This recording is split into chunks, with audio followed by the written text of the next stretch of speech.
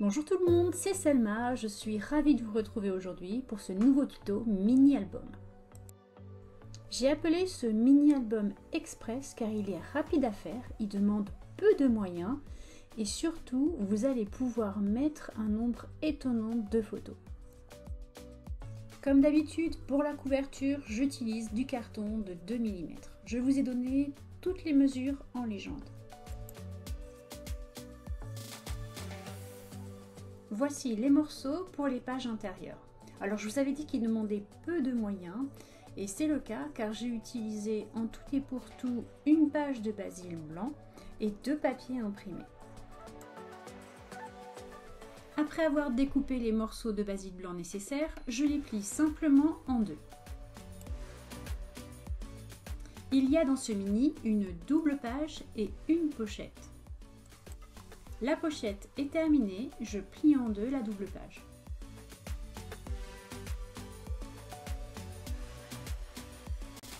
J'ai vraiment conçu ce tuto pour toutes celles qui ont peu de temps devant elles mais qui ont envie de faire une belle réa à offrir.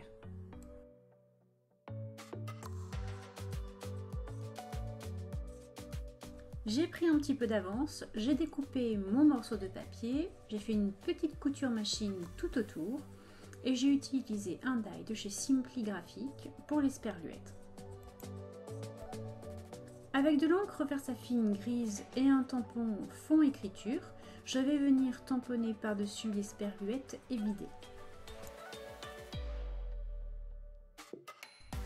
Je me décale légèrement pour pas que ce soit trop droit.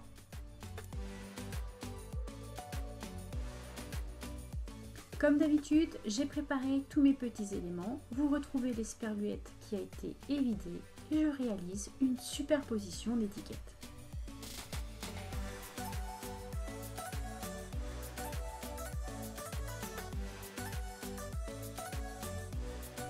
Avant de coller ma mise en page, je positionne de la mousse 3D au dos car je vais faire glisser à l'intérieur une grande photo.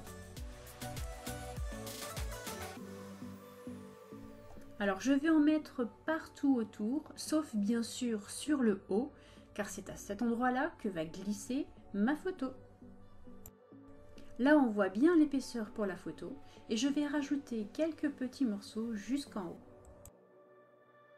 Comme tout à l'heure, j'ai réalisé une couture machine tout autour de mon papier et je viens avec le même tampon réaliser un léger fond à la Versafine grise.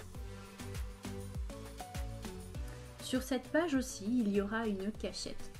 En fait, pour tout vous dire, il y en a sur chaque page de ce mini. Je vous montre maintenant la mise en page. Alors vous avez compris, une photo viendra coulisser derrière celle-ci et je réalise des petites superpositions d'étiquettes avec quelques décos.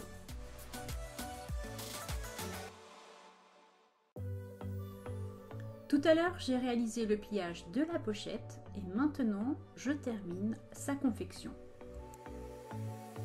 J'ai découpé dans du papier uni bleu une bande de 3 cm sur 16 cm pour la charnière. Les trous dans la charnière sont à 1,5 cm en haut, 1,5 cm en bas. Vous percez bien dans le pli et vous faites passer votre ficelle à l'intérieur. Vous avez vu comment j'ai positionné le double face. Alors j'ai utilisé du rouge pour que ce soit plus visible à la vidéo, pour que vous puissiez bien comprendre. Vous pouvez retirer tous les films plastiques et positionner la pochette dans la charnière. Et voilà, c'est terminé. C'est très simple, non ? Je vous ai donné en légende la taille du morceau de ski Vortex pour la charnière extérieure et je vous montre maintenant comment je vais réaliser le collage. Comme d'habitude, je vous donne aussi en légende les repères que j'ai tracés sur mon ski Vortex.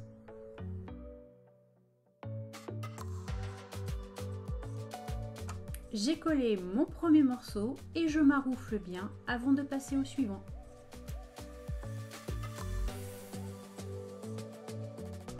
Je colle la charnière intérieure et je m'aide de mon réglé afin d'être certaine que tout soit bien droit. ne reste plus qu'à coller la dernière partie. Alors rappelez-vous, il vaut mieux avoir un tout petit peu trop de colle que pas assez.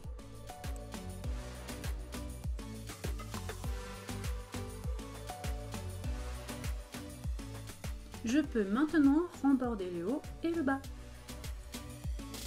Alors rien à voir avec le mini que je suis en train de faire, mais le ski vortex est exactement le même que celui que j'ai utilisé à la croppe de Cervon. Donc je profite de ce moment-là pour faire de gros bisous aux filles avec qui j'ai partagé ce très bon moment. Il est temps maintenant de coller la charnière intérieure. Je vous ai donné en légende les dimensions de ma charnière et comme d'habitude, je procède toujours par ordre de la gauche vers la droite en collant morceau par morceau sans oublier les fentes de ma charnière. Cette étape est la plus importante pour moi car j'aime que tout soit parfaitement bien collé, que mon mini puisse s'ouvrir et se refermer sans souci. Donc n'hésitez pas, mettez bien de la colle dans chaque fente. Il ne reste plus qu'à terminer avec le dernier morceau.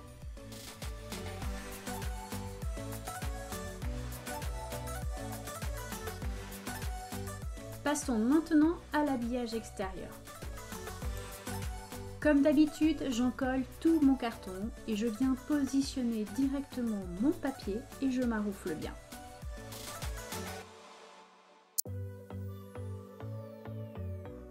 J'attends que tout soit bien sec avant de découper au ras de mon carton avec le cutter. C'est important d'attendre que tout soit bien sec car sinon vous risquez de déchirer votre papier plutôt que de le découper.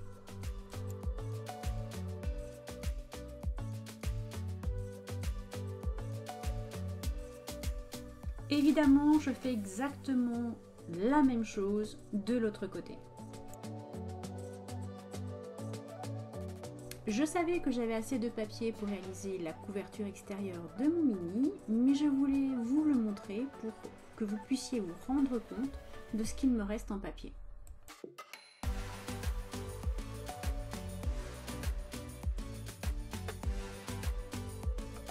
L'habillage extérieur étant terminé, il faut passer maintenant à l'habillage intérieur.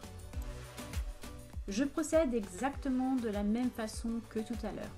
J'encolle tout mon carton gris, je viens poser directement mon papier, je maroufle bien et j'attends que tout soit bien sec avant de découper.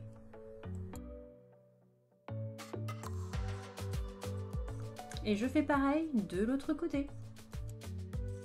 Je n'hésite pas sur la dose de colle car mon papier est vraiment épais et je viens positionner mon papier au ras de mon ski vortex. C'est pas grave s'il y a quelques traces de colle dessus car un petit coup de sopalin et hop, tout est parti. Voici le résultat. L'habillage extérieur est fait, l'habillage intérieur aussi. Il reste maintenant à décorer la couverture.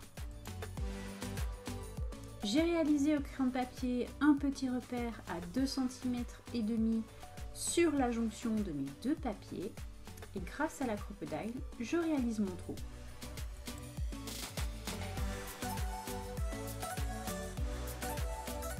Tous mes petits éléments de décoration sont prêts et je commence par déposer l'œillet au fond du trou. Alors l'œillet arrive juste au ras de mon carton, mais vous pouvez aussi ajouter un petit peu de colle pour être certaine qu'il ne bouge pas. Je fais maintenant ma superposition d'étiquettes.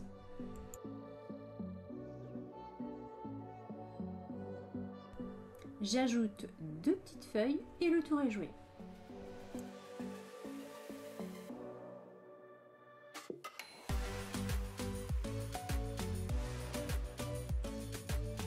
Évidemment, la chaînette passera dans le tag et dans le trou aussi. J'ai réalisé une petite couture machine et je viens percer maintenant mes petites étiquettes.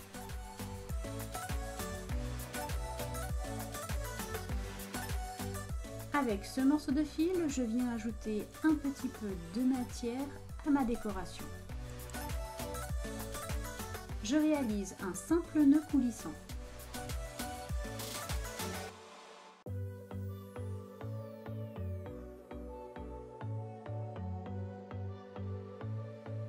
Et maintenant, je vais pouvoir réaliser mon nœud décoratif.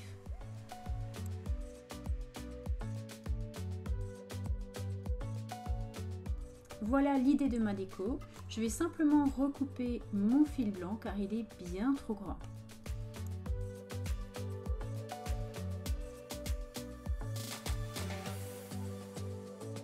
Je passe la mini chaînette dans mon tag, puis dans le mini avant de la fermer. A l'aide d'une pince, je vais certainement la recouper car elle me semble un petit peu trop longue.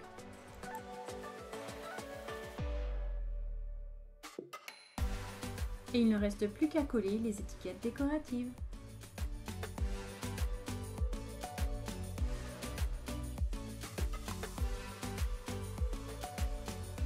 Alors j'avoue, je me suis beaucoup amusée à faire ça.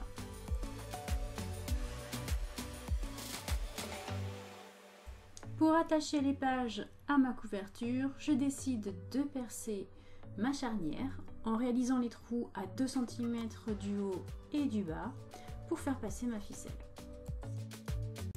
Je n'ai réalisé qu'un seul trou et vous l'avez compris, le fil de la pochette comme de la double page passeront dans celui-ci.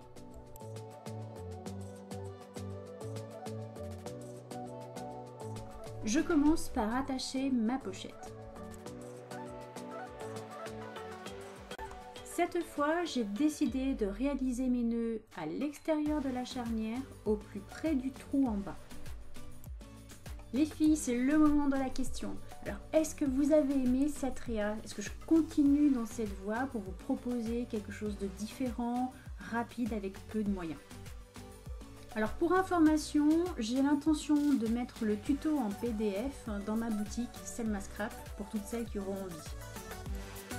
Il est temps de vous laisser découvrir l'intégralité de cette réalisation. Si vous avez aimé la vidéo, n'oubliez pas le petit pouce vers le haut. Vous pouvez aussi actionner la cloche de notification afin de ne rien rater ou vous abonner à ma chaîne si ce n'est pas déjà fait. Comme d'habitude, je vous laisse en description les liens vers tous mes réseaux sociaux. Je vous dis à très bientôt et bon scrap!